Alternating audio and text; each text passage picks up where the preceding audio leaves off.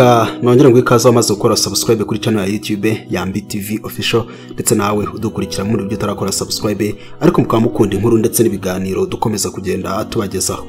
Niba wibuka cya 13 cy'inkuru uko nazinutswe urukundo rwiko ko cyarangiye ubwo Deborah Breze ndetse n'ababyeyi bose bari mu biro by'ubugenzacyaha, hanyuma Deborah agasobanura byose uko byagenze, hanyuma bikarangira Breze bamubaje nimba yiteguye guhita akundana na Deborah. Ese yawe yarasubije iki? Reka dushire amatsiko rero twumva igice cya 14. Nkibutsa kureba munsi y'inkuru ukareba ahari butuko ndetse ijambo subscribe gakandaho ugatukana no kumenyetso kw'inzogera gatakaza ku ruhande yamudashiraho igice cya 15 uzahita wakira ubutumwa bugufi bukumenyesha uko kigezeho ugahita ucyumva.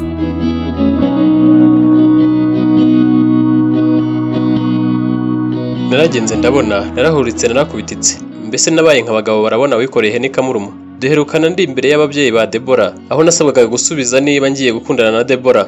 Mbega ikizamini ntari nzi ikaramu nakoresha ngo ngisubize. Ese ni irihe shuri nakabaye narize ngo subize iki kibazo? Mu mutima nari namaze kwiyumvamo Deborah kuko yari yabaye intwari y'urukundo nkunda. Numvaga nta kindi kimenyetso cy'urukundo nkunda nkeneye ngo menye yuko nkunda by'ukuri. Imbere y'imbaga yari yarahiye ko atabasha kunyikuramo ko nabaye nk'irangi risize ku mutima we kurivanaho byasaba guharura. Amagambo byonyine yakoresheje ashushanya urukundo nkunda yari yandangije nk'ejo. Numvaga ntakunze umukobwa nkunda bingana gutyo ntazi uko naba nteye.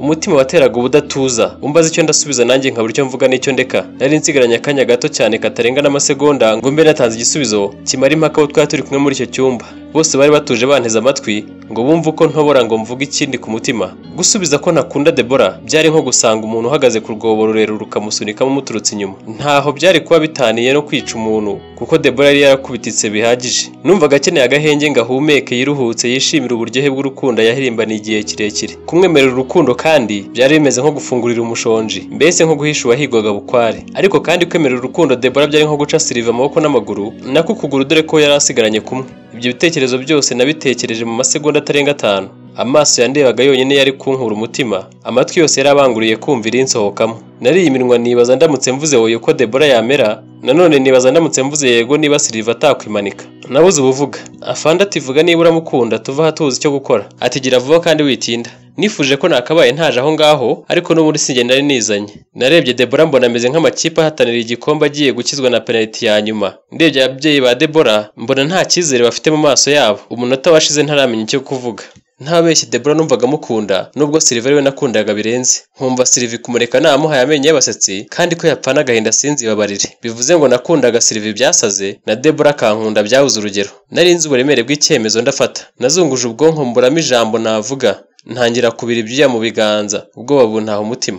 Nabonye binyebeye mbwira umutima wanjye kwihitiramo icyo kuvuga ukaba ari umpitiramo kuko ngiye byari byanshanze. Nikaniriye ijambo ryo kuvuga ntaramenye kirasohoka. Narahumirije ndavuga. Sinamenye ngo mvuze ngo iki. Nabonye amarira ahise ashoka ku matama ya Deborah nk'umuvu w'imvura y'itumba. Mbona ababyeyi bubitse imitwe hasi nibaza icyo mvuze. Umuyobozi wa station yahise avuga ko ngo burya urukundo ari amahitamo, asaba ko bamvanamo amapingu bahita bayankuramo.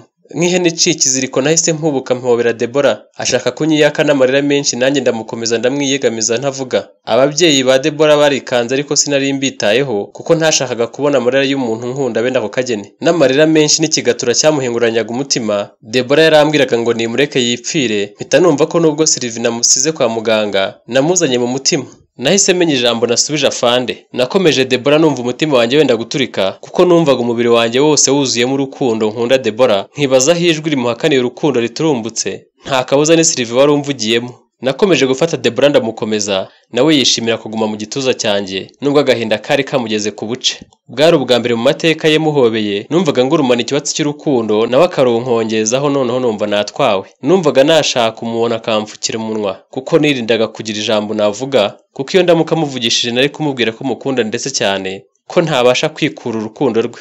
Uko nagahobeye Deborah nk'umuhumuriza nawe yumvise muhoberanye urukundo kuko yumvise uko umutima wanjye utera yumvamo urukundo rwinshi. Deborah yahise anyuza amaboko mu mugongo nk'umpobeye numva ndamwumva neza imibiri yegeranye bya cyane. Nibuka ko ababyeyi na afande bari inyuma yacu batureba nshaka kumwiyaka ariko bibi by'ubusa kuko uretse uburwayi nari maranye iminsi butari bwanakize urukundo rwanyakagamo ubwarwo rwari rwankamuye muto wagatwa ntatwo nari nasigaranye. Deborah nawe yaramfasha arankomeza nk'udashaka ko murekura. Yifuzaga ko yahita apfira mu biganza byanjye kuko ntiyarazi ubuzima azabaho nyuma y'uwo munsi ntamukunda. Numvise nabaye nk'umwana muto nta gitekerezo mfite mu mutwe. amarangamutima y'urukundo yari yantwaye wese nkobera iryo hogoza ryanyihebeye. Nahise nibaza Sylvie n'ababyeyi banjye nasize kwa muganga baramutse bahingutse aho uko babyakira, numva ubwoba burantashye mpita nijajara nishakamo akabaraga mpita niyaka Deborah mera nk'ukangukiye hejuru. Twararebye dusanga Afande n'ababyeyi ba Deborah ntabahari, ari twe dusigaye muri ibyo biro twenyine. Ntakubeshye sinamenye igihe basohokeye, nibwo nahise nsobanukirwa uburemere bw'ibyo twari turimo.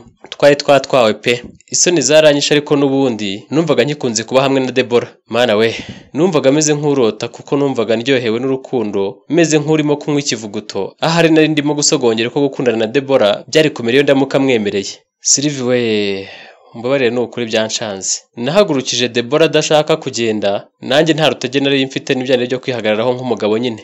Nagira ngo musohora ataye kuko nabonaga butangiye kwira.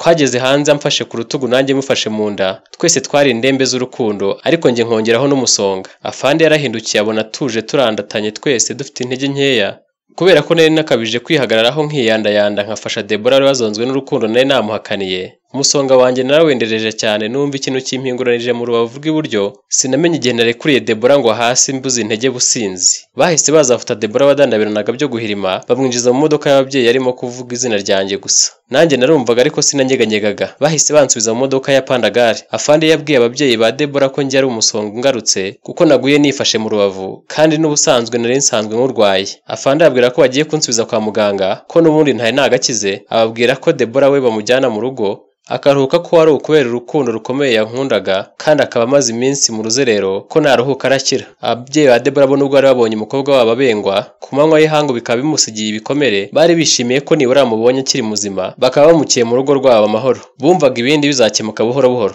Ntibari bazi uburemere bw'uburibwe bwamungaga umutima w'umukobwa wabo, bitewe n'uko nimye agaciro umuhate no guhatiriza ngo mukunde. Agaho kari kuwundi karahandurika koko, bumvaga bizashira. Afande yahise ategeka ko nsubizwa kwa muganga, kandi ko ntakeneye wo kundinda kuko nagizwe umwere ntagifunzwe. Narabyumvise gusa sinari mfite imbaraga zishima. Twageze kwa muganga dusanganirwa na Sylvie ndetse na mugenzi wanjye, bari bantegereje amasaha atari makeya. Ubwo bari mu cyumba bantegereje baganiriye byinshi, bagaruka ku kuntu gutangaje nakunzemo Sylvie. Ubwo mugenzi wanjye yazamuye icyo kiganiro mu rwego rwo kurangaza sheri wanjye, kuko yampangayikiraga cyane buri kanya yabaga ashiguka amubaza niba ubu batamaze kunkatira. Sylvie yabwiye mugenzi wanjye ko mu buzima bwe bwose ari ubwa mbere yari abonye urukundo rudasanzwe, aho umuntu ashobora guta umutwe akabura ubwenge agasara agasizora akarwara akaba indembe ngo yakunze. Mugenzi wanjye yamubwiye ko kuva nawe yabaho atari yarigeze abona urukundo rukaze nk'urwo nakunze Sylvie ntaramubona, nkava mu byanjye kubera ijwi gusa. Yongeraho ko icyamutangaje kikamwumya ari ukuntu nakomezaga kumukunda nzi ko nta buryo na buke bwari buhari bwatuma nzamenyana n'uwo nakunze, kuko icyo gihe byari mu cyuka gusa. Mugenzi wanjye yaciriye Sylvie umugani ngo burya Imana irebera imbwa ntihumbya, kubw'amahirwe twarahuye.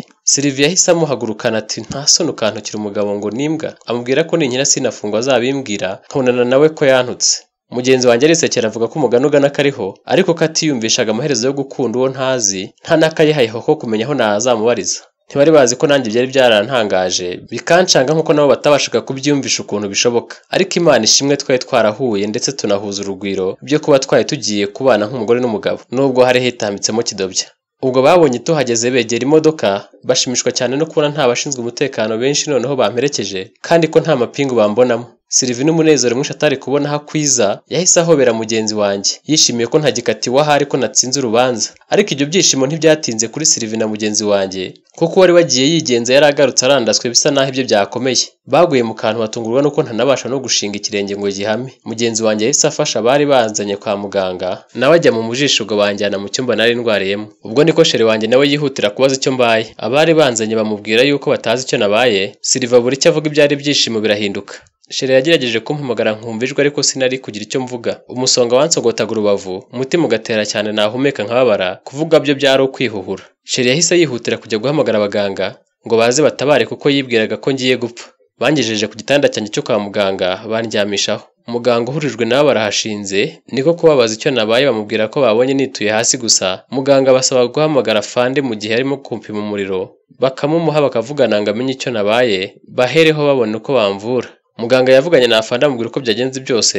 Muganga ahita abwira abandwaje ko ari umusonga wakomeje kuba ikibazo. Abari banzanye babwiye abarwaza banjye ko bagiye, ariko bababwira ko ntagifunzwe kandi nagizwe umwere, kandi ko nta murinzi ukenewe kundarira kuko urubanza rwarangijwe neza.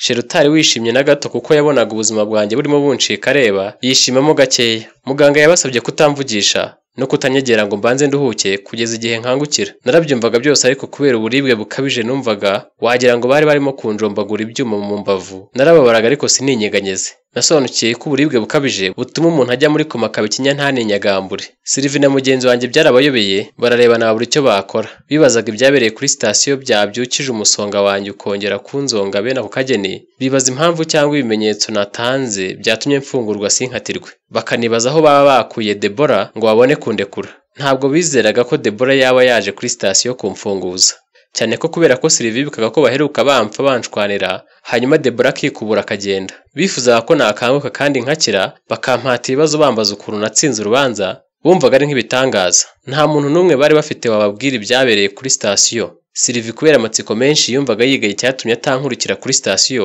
ngo amenye ibyambayeho byose. Gusa Sheri yakomezwaga n'ijambo rya muganga ngo ninkanguka bajye kumubwira. Yishimiraga ko amaherezo ndi bukanguke. Ababyeyi ba Deborah bajyanye umukobwa wabo mu rugo ariko ntiyabavugishaga. Nabo ntibavuganaga kuko papa Deborah yumvaga yarahemukiye umukobwa we. Bageze mu rugo Deborah yasinziririye mu modoka, bamufatanya kumujyana mu cyumba cye kumuryamisha ngo aruhuke, nuko Deborah akomeza kwisinzirira. Aho nari ndi kwa muganga nanjye nari nasinziririye mu buribwe bukaze, gusa numvaga mfite isoni zo kurebana na Sheri wanjye nkurikije ibyari byabereye kuri sitasiyo. Sheri na mugenzi wanjye bategereje ko nkanguka burira buracya. Bagize ubwoba bwinshi.